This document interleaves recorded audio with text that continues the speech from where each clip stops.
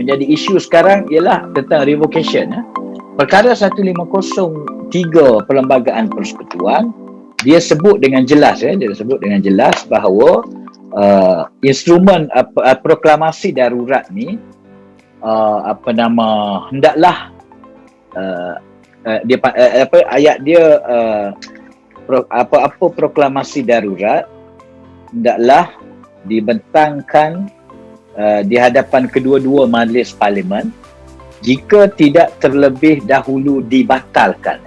Revoke tu maknanya batal di bawah perkara 150. Ada satu lagi, kemudian hendaklah terhenti berkuat kuasa. Satu lagi dia panggil bahasa Inggeris, bahasa undang-undang dia sebut annul. Annul tu maksudnya bahasa Melayu standard, bukan bahasa Kelantan lah, ungkai. Ungkai ini kita maknanya tamatkan dia, batalkan dia melalui perbahasan dan undian di Dewan Rakyat. Itu ungkai, maknanya kena bentang di Parlimen, bahas dan undi. Kalau lulus untuk hentikan dia diungkai. Revoke ini, pembatalan ini ialah pembatalan instrumen undang-undang, ordinan tadi di luar daripada Dewan Parlimen. Jadi kuasa untuk membatalkan ordinan darurat ini kalau di dua parlimen terletak kepada eksekutif yang akan menasihati yang di-Pertuan Agong. Jadi dalam hal ini pihak eksekutif telah pun bermesyuarat, kabinet bermesyuarat pada 21 Januari. Oleh kerana kabinet telah membuat keputusan sebagaimana yang diumumkan oleh Menteri Undang-Undang, kabinet buat keputusan, kabinet tidak akan lagi menasihati yang di-Pertuan Agong untuk lanjutkan darurat. Jadi dalam nafas yang sama, kabinet juga membuat keputusan untuk membatalkan 6 daripada 7 ordinan darurat ini. Maknanya batal secara di peringkat kabinet, kemudian akan diangkat kepada yang di-Pertuan Agong untuk perkenannya. Jadi maksudnya bila sudah dibatalkan melalui keputusan kabinet, maka tiada lagi keperluan untuk dibentang ataupun tiada lagi, maknanya undang-undang sudah tidak wujud lagi dan tiada keperluan untuk dibentang dan dibahas ke Parlimen sebab dia sudah dibatalkan di luar. Dibuat di luar Parlimen dan dibatalkan juga di luar Parlimen. Kalau ungkai tadi dibuat di luar Parlimen oleh Agong ataupun dengan perkenan Agong, diungkaikan, ditamatkan dalam Dewan. Cuma satu perkara lagi yang mungkin menjadi perbahasan oleh netizen di luar sana ialah sama ada ordinan darurat proklamasi ini perlu dibentangkan di Dewan Rakyat.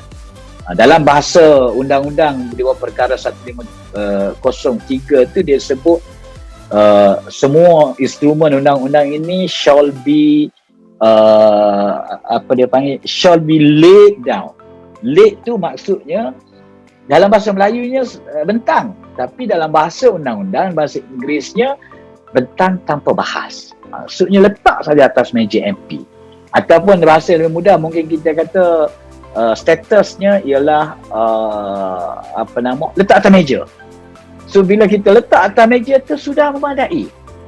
Itulah yang prinsip undang-undang yang sedia ada dan diamalkan oleh negara kita dan negara-negara daripada Westminster punya parlimen. Jadi bab darurat ni peruntukan perlembagaan kata hanya letak atas meja.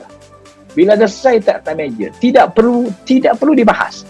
Apatah lagi nak undi, bahas pun tak perlu, maka undi tak adalah.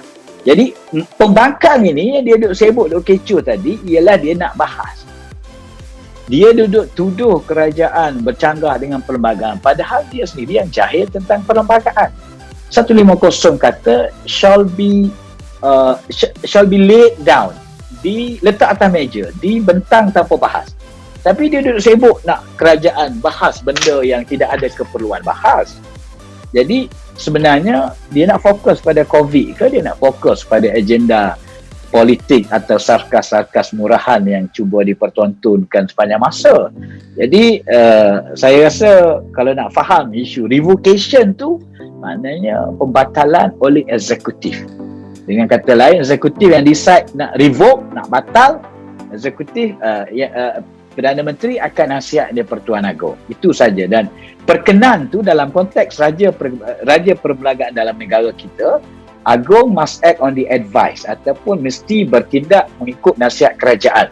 Jadi bila kerajaan nasihat tu, maknanya acting on the advice lah. Agong perlu perkenan dari sudut konteks Raja Perlembagaan.